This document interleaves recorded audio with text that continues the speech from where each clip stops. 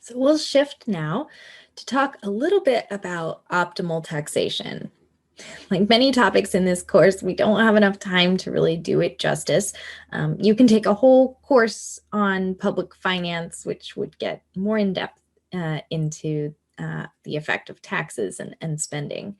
But here, I want to just highlight a few kind of considerations when we're thinking about what to tax, how much, and the impact of that on society. So the first thing that I want to talk about is efficiency. I mentioned previously that the cost of taxation in economic terms is really the deadweight loss. So is there a way to tax more efficiently, in other words, in a way that reduces deadweight loss?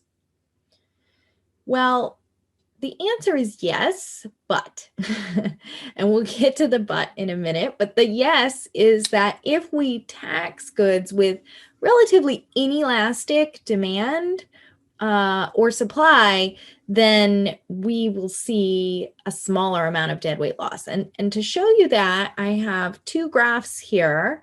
One where we'll draw a more elastic demand curve,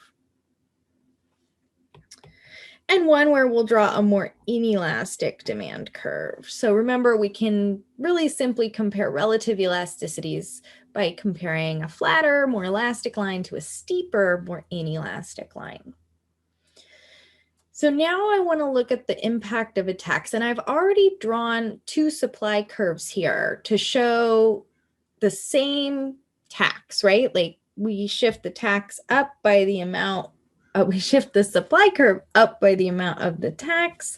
So I've got the same supply curve originally and the same shift, the same tax shown on both of these graphs.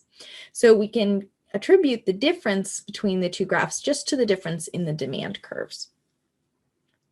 All right, so for our elastic demand curve, we see our original equilibrium point here. It's our original equilibrium price and quantity. And then with the tax, the wedge gets pushed to here, giving us this higher price for consumers, a lower price for firms, and our new quantity. All right, so now let's compare that to what's happening on our other graph with our steeper demand equation. So we have our original quantity and price here. And then the new price and quantity.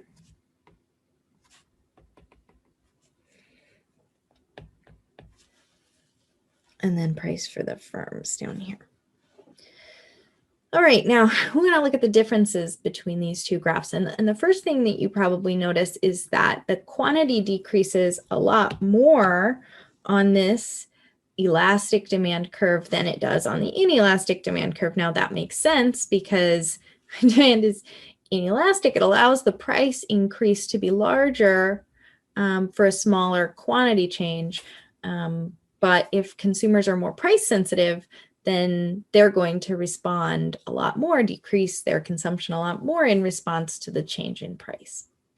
So because we have a smaller change in quantity, we can see that the deadweight loss triangle,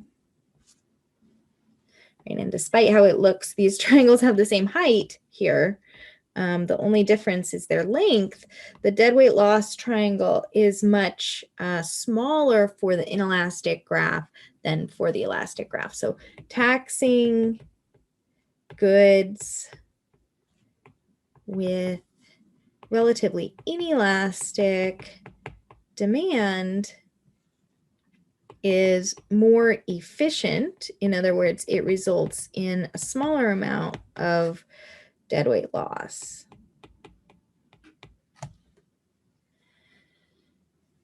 So we'll get to the but in a minute, right? But before we do that, I want to just point out one more thing on these graphs. So you'll notice also that for the more inelastic demand curve, the price for consumers has increased more than it did for the more elastic demand curve. So again, another demonstration that the more elastic, less tax, the more inelastic, the greater the share of the tax would be paid by that group. So here, as we move from a more elastic demand curve to an inelastic demand curve, the share paid of the tax paid by consumers is going up. All right, so what's the caveat here? Well, if we think about the types of goods that tend to have inelastic demand, the goods that you would still buy even when the price went up, those are going to be necessities, right? So goods with low price elasticities tend to also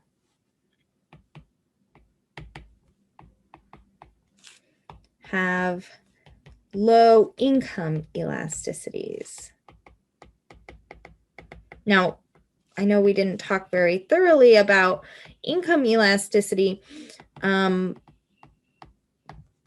basically that's how we define a necessity, something that your consumption remains the same despite changes in income, right? So even if you're low income, you probably have to buy toilet paper. And even if your income goes up, you probably don't buy that much more toilet paper, right? So necessities are something you buy no matter what your income is. And so consumption doesn't change much as income changes.